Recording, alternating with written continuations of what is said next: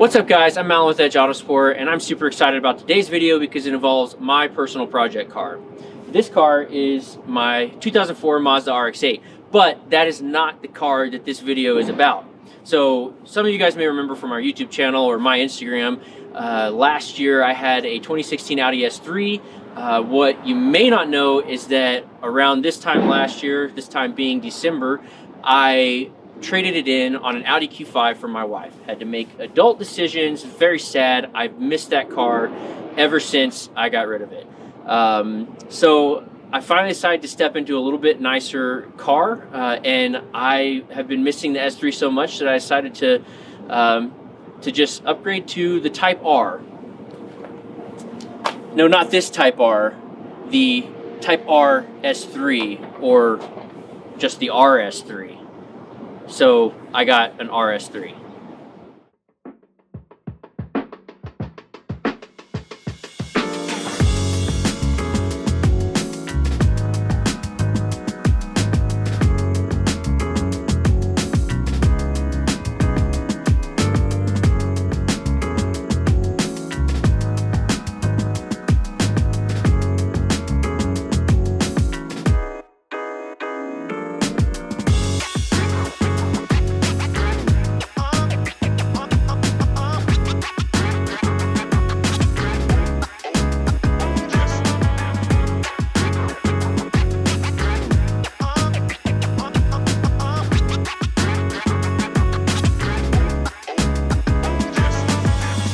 That's right, I picked up an RS3.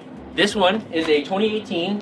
It has 5,900 miles on it, and it is practically brand new, aside from a couple of little issues with this front bumper here that underneath you can't really see. I don't know what that's about. I'll investigate that further.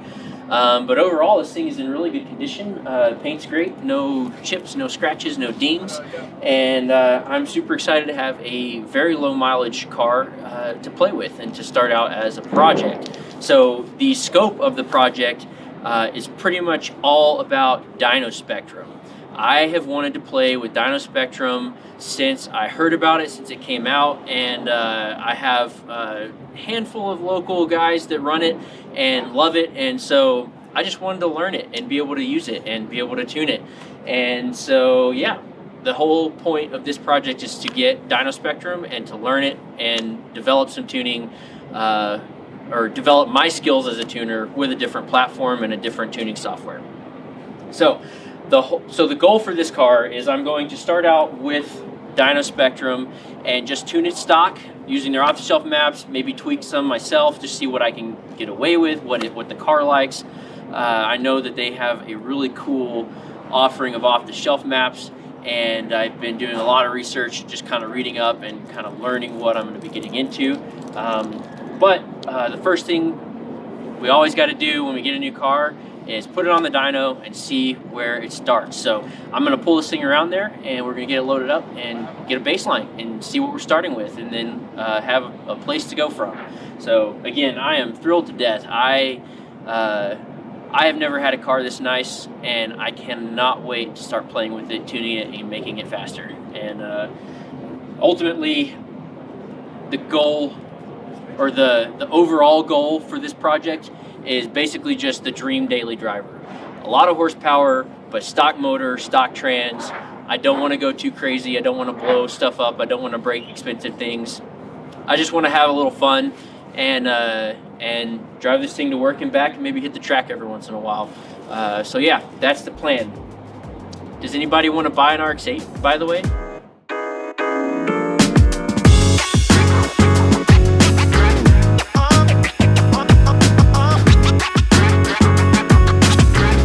So those of you that are more familiar with Audi packages can perhaps leave me a comment and let me know, but I'm pretty sure that the wheels that are on this car were not available on this year model in the States. I don't know for sure, but yeah, leave me a comment because I'm curious.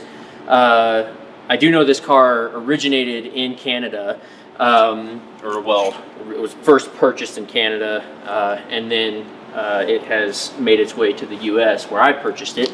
I don't know if I'm the second owner or the third owner, but I think I'm the second owner. But anyways, I was pretty stoked to be able to get something a little bit different. At least I haven't seen one with these wheels on it.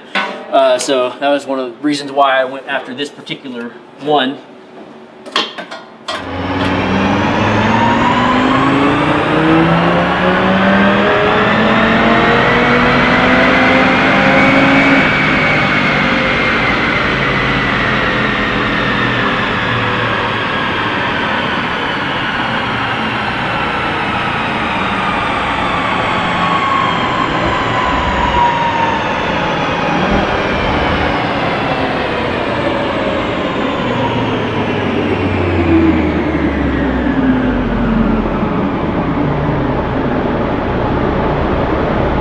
Okay, so I just did a couple of baselines, and we ended up with 381 foot-pounds of torque, 395 horsepower.